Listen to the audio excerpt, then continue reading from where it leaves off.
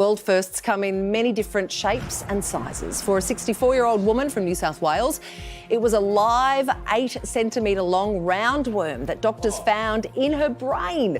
They discovered it during surgery. A scan had revealed an abnormality after she reported a range of symptoms, including forgetfulness. The parasite is usually found in pythons. Wow. Professor Sanjaya Senanayake received a call from the operating neurosurgeon, Dr. Hari Priyabandi, directly after she removed the worm. Sanjaya, look, clearly there's a lot to talk about here, but why did the brain surgeon call you?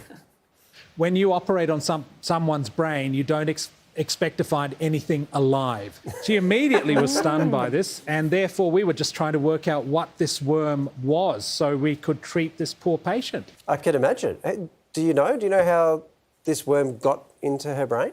It normally has a life cycle that involves pythons and small mammals and marsupials. So the parasite sheds its eggs in the python, which gets into the python feces, and the small mammals or marsupials eat foliage, etc., contaminated with the feces and the parasite eggs. Then it grows a bit more in the marsupials or mammals, then the snake eats the marsupial or mammal, and the life cycle completes itself. What we think happened here is that our patient collects warrigal greens, which is a type of native vegetation found all along the east coast, and the python feces and parasite eggs would have contaminated those. So when touching it or consuming the warrigal greens, that would have been an opportunity for the parasite to get into her.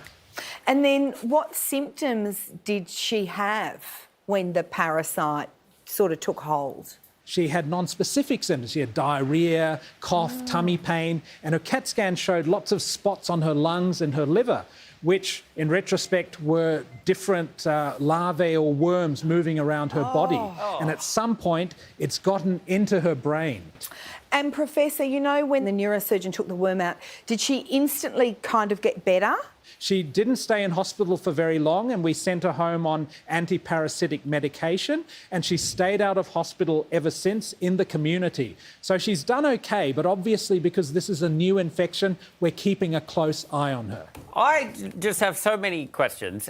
Firstly, how did the worm grow to be that length, right? So what did it feed on? What was it doing? Was it lonely in there? It had no friends. No, look, I think it had plenty of friends. So early on, as I said, we saw lots of spots on the liver and the lungs. So there would have been quite a few of the larvae running around there. But they can grow. The parasites we know that can get into humans, some worms can grow, you know, a couple of feet long. So it certainly can happen that way. But we don't know how this particular parasite behaves in humans because she's the first case. But sorry, the worm needs to eat, right? Was the worm eating... You don't need me to finish this question, do you? Her brain? Yeah. Oh, Sarah. Again, we don't know the answer to this. But the thing about parasites is they need us to remain alive. They feed off us, but they don't want us to get too sick because they need us to be healthy. So they'll eat just a little bit. And I think who knows what would have happened if this worm stayed in her brain for much longer. It probably would have gone to another part of her brain, may have caused a lot of damage, but thankfully we removed it and hopefully she'll be fine. Sanjaya, this is extraordinary. It's been amazing to speak to you about it. Thank you very much for your time. Thank you, everyone.